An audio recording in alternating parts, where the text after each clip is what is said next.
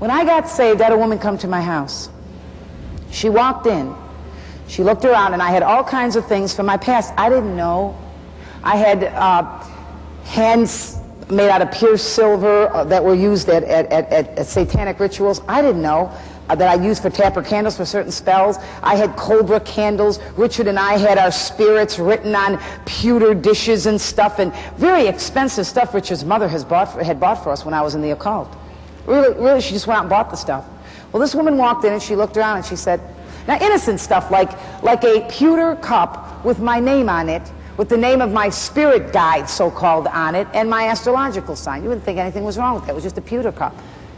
But she said to me, why do you have this in your house? What are you going to do with this? I said, I don't know. Is there anything wrong with it? She said, Carol, why would you want any of that in your house? Garbage bag, man. I just garbage bagged it all. I'll bet you Richard and I threw out hundreds and hundreds and hundreds and hundreds and hundreds of dollars. Because I'm going to tell you something. Ain't no money, ain't no price tag that's going to let the devil in my house, period. I don't care how long it's been in the family. Now, when I was involved in witchcraft, many times, just to solid this up, many times an object would either be spoken over, it would have a significant value. If you could get it from a certain place, always little objects, pictures and things that you think are totally innocent seem to be intriguing. So I would collect them. And many people who practice the arts like me would do the same. And many times we would use them to speak over them or to do something with them. Watch what you decorate with. If it's in there and it makes you feel the tiniest little bit of the heebie-jeebies, get it out. Get it out. You might say to yourself, oh, Carol, don't you think you're exaggerating? Let's hit the Bible. The Bible always has good facts. Joshua is going to war. God says, Joshua, you will always be successful. Wherever you go, you will win against the enemy. However, do not take certain things into the camp. When you go in and take a nation, there are certain things I do not want you to touch.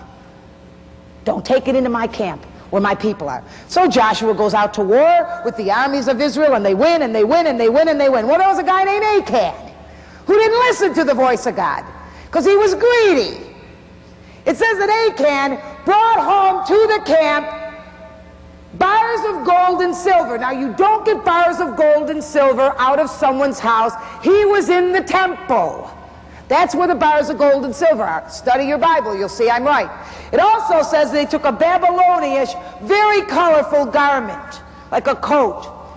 Whenever anything in the temple dealt with a particular deity, you would put out a mantle and you'd go before the deity and worship him, and on the back of your coat usually was a picture of that deity or something that was attached to that. Well, Achan didn't think there was anything wrong with it, man. Hey, it was really expensive and really nice, and what's the harm? It's just a thing. And he took it and he snuck it into the camp of Israel and hid it in his tent. No big thing, just a cape, just cloth, just weaved. What's the problem, folks? Well, the problem is whenever Israel went out to fight again, the enemy overtook them. Now watch, it overtook them. They were losing against the enemy. So Joshua gets all upset and falls down on his face and starts blaming God, which a lot of us do, including me. Well, why is this happening? After all, you're the one who said go into the nations. You're the one who said we'd always win. You're the one who said we have the victory. Why are men dying? What's happening? God said to Joshua, read it, get up off the floor now, like a man, stand up.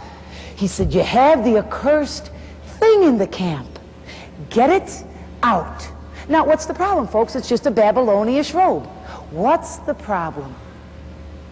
What the problem is God said, there are things attached to those things. And I don't want them amongst my people, because when they're amongst my people and you go against the enemy, you lose. You got cancer in the house, financial difficulty, rebellious children, sickness, poverty, oppression, depression. Check and see if you have the accursed thing in your house, and then when you come against the enemy, you won't lose. So you see, ladies and gentlemen, there is connections to these things, and I could go on and on. We need as a church to go home and clean house. You teenagers who have all these trashy CDs and tapes in the house that are rotting your brains and making these unsaved men and women richer than you could ever imagine in your wildest dreams. It's time to get the trash out of your house. If they don't worship your God, who is their God? What does light have to do with darkness? Why are you being entertained by them? Of what good or what worth can they be to you? Other than they love your money.